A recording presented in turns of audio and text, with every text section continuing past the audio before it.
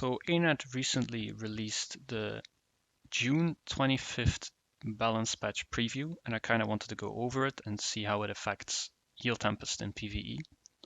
So the first thing they're doing is giving it Fury. So they're adding Fury on Heatsink and Air Overload, which means that we don't have to rely on a quickness for Fury, which we then extend and double with our Heatsink. So we become self-sufficient in that regard. Another change they're making is to Air Dagger 2. They're adding a blast to it, which is nice. And now it's very likely that between swapping from fire to earth and from earth to fire, because those are the two likely overloading attunements, we'll be going into air to blast, into water to blast, and to apply soothing mist and stuff. So we'll just go into air more. That's likely just what's going to happen because of this change. They're also changing the blast on Dagger 3 in water. They're putting an ice field on it as well, which could be nice, but I'm a bit hesitant as the ice field could interfere with our blasting of might.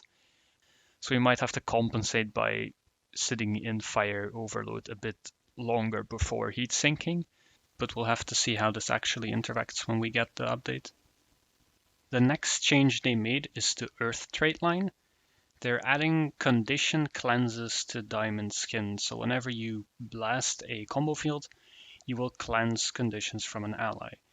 And this could be very helpful for Fractal Heal Tempests, because they don't really have a good trait line.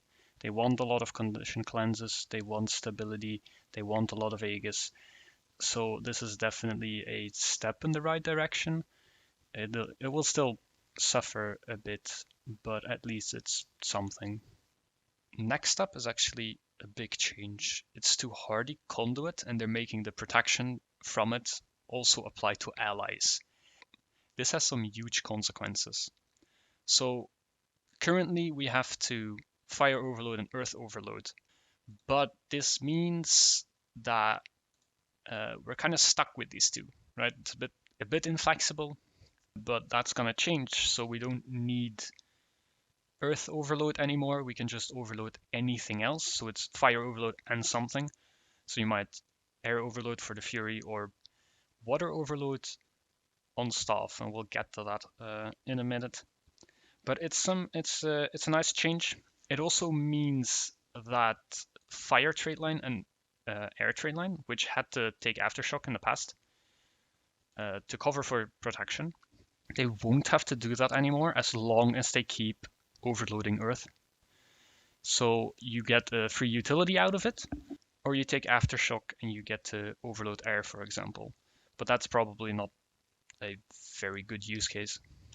So as I mentioned, Hardy Conduit also has an effect on Staff, because Staff has been suffering for quite a while now, because it had no way of helping in Fury.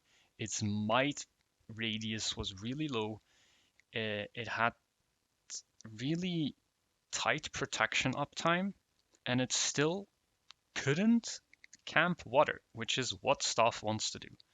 So Staff Water has a lot of, like, this entire bar is basically just support skills, right? So Staff wants to camp that, but it couldn't because you needed to Earth Overload for your protection and stuff.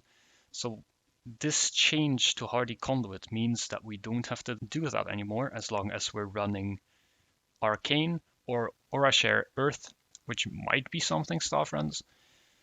But that means that Staff actually gets to be ran as something, because another change they made is to Feel the Burn. They're adding more might to it, which means that it can help Staff more with its might upkeep, because it still relied too much on that Fire Overload. So the more mights on Feel the Burn, the less we have to rely on that Fire Overload on Staff. And they're also putting Fury on it, so that also fixes the Fury problem that Staff has. So it's very exciting to see Staff get these changes. I know a lot of people love Staff and they want to play it, but it's always been like there's no good reason to play it. But now there are actually bosses where it looks like you want staff. In general, you should still like learn both Warhorn and staff, but this is a very nice change that they're making to make staff playable.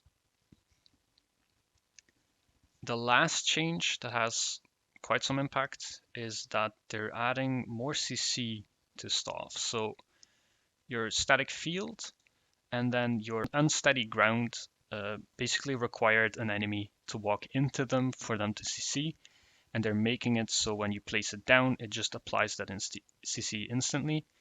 So we might actually have some CC on staff because it also really didn't have good CC because it was only Gust.